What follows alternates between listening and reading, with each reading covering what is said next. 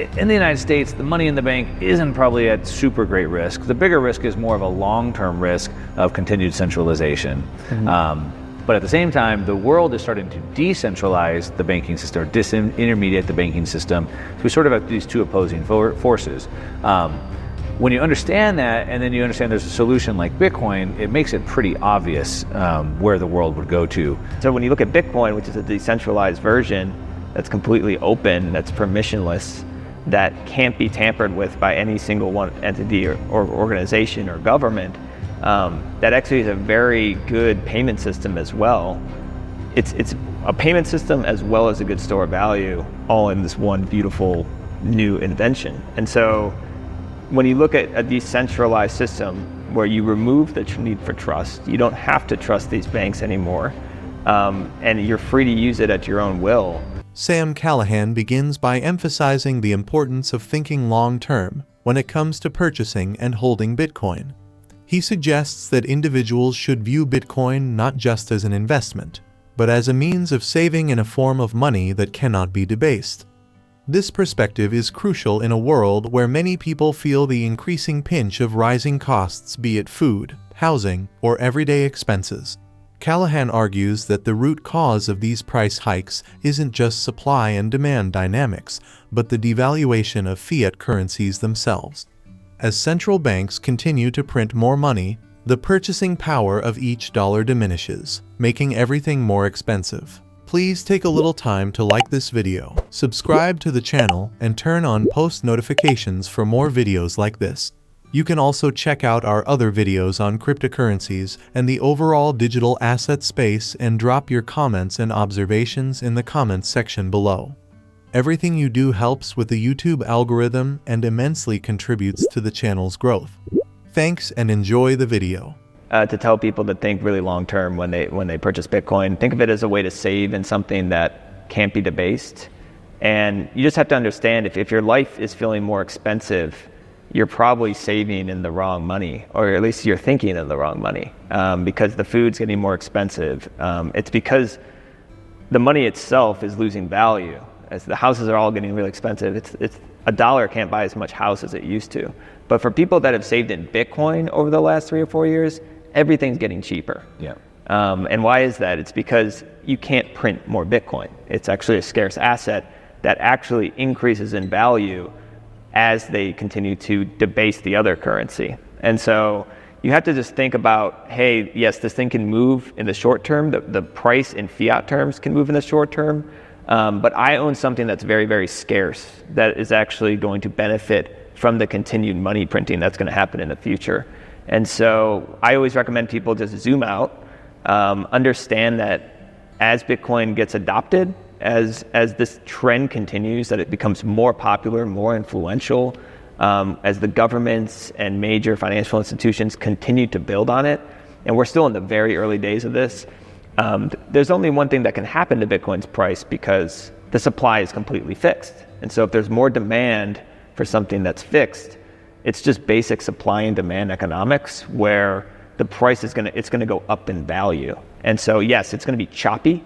It's a choppy ride, but when you think long term about what you actually want to save your wealth in for the next 10, 20, 50 years, it's hard to look at any other investment that has the same asymmetric profile or opportunity as Bitcoin today. It's we can get into real estate. It has issues. It has maintenance issues. It's physical. There's natural disasters. It could be changes in tax policies.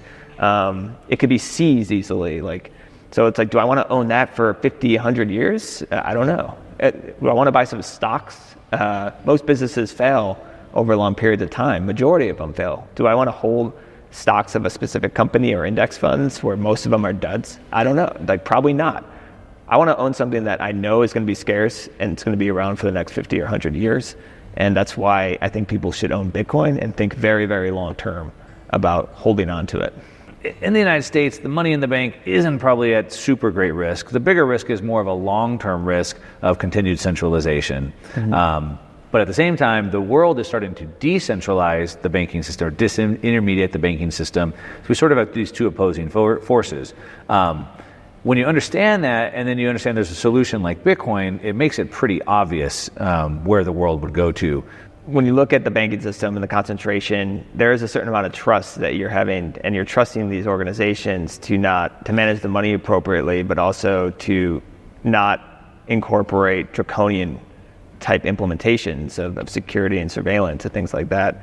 And so when you look at Bitcoin, which is a decentralized version that's completely open, that's permissionless, that can't be tampered with by any single one entity or organization or government, that actually is a very good payment system as well. It's a payment system as well as a good store of value, all in this one beautiful new invention. And so when you look at a decentralized system where you remove the need for trust, you don't have to trust these banks anymore, and you're free to use it at your own will, and you're using a form of money that can't be tampered with or manipulated, I think more and more people are going to understand the value of that, and they're going to continue to flock to Bitcoin like they have. I mean, there's a reason why it's becoming more and more popular over the years. If you just look at it anecdotally, you don't even have to be a fan of Bitcoin, but just ask yourself, is Bitcoin more popular than it was 4 years ago? I mean, the answer is definitively yes. A small amount goes a long way, too, in a portfolio. That's the one thing I'd say, too, is, you don't have to buy like 100% of your net worth into Bitcoin. Even 1%, 5% has been shown to have meaningful difference to a portfolio because it moves differently than the rest of your portfolio. And then also, if we're even remotely right about where this could be going, 1% allocation to 5%, it's going to grow pretty meaningfully, and in a short time, it could actually make up a greater percentage of your overall net worth. But position sizing is important for people because it's very volatile. You don't want to overexpose yourself and get worried about, it being down 50, 20%, whatever it is. And so it's just about risk management. So there's nothing wrong with that. I just recommend people purchase what they feel comfortable with, but the wrong allocation is zero. That's what I would say today. Callahan also touches on the evolving role of banks in today's economy. He points out that banks are increasingly becoming tools for government policy rather than independent financial institutions. As governments continue to spend more than they earn, they rely on banks to purchase their bonds, even when it's not in the bank's best interest. This dynamic has led to significant paper losses for banks, but these losses are often mitigated by government bailouts. This situation creates an ongoing cycle of risk and bailout, further undermining trust in the banking system. The banks are almost becoming like utilities for the government, if you will. Instead of businesses, almost like utilities in a sense where they're being required to buy these government bonds. Yeah. Because the government is spending so much money, they need to sell the bonds to raise the money. And if there's not enough buyers, then the banks will be those buyers. And so, and almost being forced to be those buyers, if you will. And then to your point, they bought them thinking, because the Fed told them they were going to keep rates low. He said, not thinking about raising rates. I think he said for 4 years they would keep rates down. And within 2 years, they jacked them up. So they got caught off sides. And so the banks are sitting on the largest losses we've seen in history, but it's paper losses. Yeah. So they put the money into government bonds, and the value of those bonds have fallen. However, if they're able to hold those to maturity, they don't actually lose money. Mm-hmm. And the problem is that redemption. But they're becoming these utilities, and they're being forced into that, and they're going to continue to be bailed out based off of that. And I think it's important to understand what that means, well, from my point of view anyway. I want to get to the concentration piece, but when you say that it creates moral hazard because people think they're going to be bailed out, they will be. Yeah. They will be bailed out because the government can't allow anyone to have money in the banks to lose that money. So we have FDIC insurance, which is up to $250,000, but if people lose their money, everyone's going to pull the money out of the banks. So they can't have that. And so the reason why I think about this is that, to your point, they came up with this BTFP funding thing, and who knows how many more programs they'll have to inject money in the bank to prevent this. So from my perspective, the way I think about it is the Fed is telling us they're tightening. They're going to continue to tighten the monetary supply in the market. But I know that they're going to keep injecting money into the banks, which increases the liquidity in the system.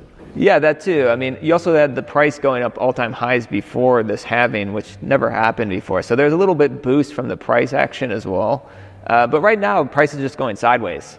And so these miners are kind of hoping that it goes back up. They're kind of maybe selling a little bit of Bitcoin they have. They're kind of draining their reserves a little bit. They're also looking to diversify their revenue streams. Like AI is making a comeback now, and all these headlines about Bitcoin miners. But a lot of them locked in these good power contracts, and just they're surviving right now. And I think they've actually done really well. I think you might see some more consolidation in the mining industry. You might see some acquisitions. There was just one with Grid and CleanSpark just the other day. So you might see some more consolidation in the mining industry, more acquisitions, mergers.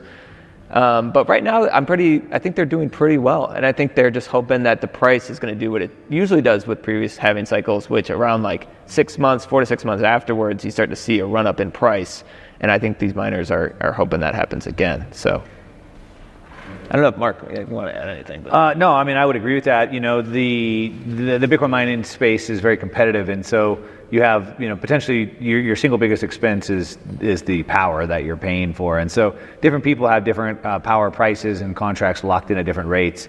And so what happens typically is the miners that are the least efficient, you know, either they spend too much in electricity, or their machines are older to the point that they made whatever. They'll start shutting off first, right? Which then the distribution of those coins then go down to everybody else down below them. For everybody that doesn't know what that means, if the price of gold were to go to $10,000 an ounce tomorrow, then theoretically we would have way more people going to mine gold, and the rate of new gold coming out of the ground would increase rapidly. But when the price of Bitcoin goes up, there's no ability to get more Bitcoin out of the ground. So right now there's 4.5 Bitcoin every 10 minutes. There's 450 Bitcoin a day, I believe, is what's coming, new supply being created. And even if the price of Bitcoin went to $10 million tomorrow, more people would go mine it, but you couldn't get more out. And so what happens is the new supply always stays the same. And if some of the miners were to shut down because they were no longer profitable, the same 450 would still be created. It would just be split between a smaller group of people. But I think one other thing that maybe, I'm just curious your take, has maybe been helpful is Bitcoin miners actually make money in two ways. They make it through the new supply issuance, but they also make it through fees from processing transactions. Yeah. And we have seen the fees for transactions have gone up, at least temporarily spiked up. Bitcoin offers a form of money that is not subject to the same risks. Its supply is fixed, and it operates independently of government policies. This independence makes it a more reliable store of value in the long term. Callahan also notes that Bitcoin miners who secure the network are incentivized to operate efficiently, further strengthening the network's security and reliability. Unlike gold mining, where increased demand leads to more supply, Bitcoin's supply remains constant regardless of demand. This unique characteristic ensures that Bitcoin's value is not diluted over time, making it a superior long-term investment. Please like and subscribe my channel.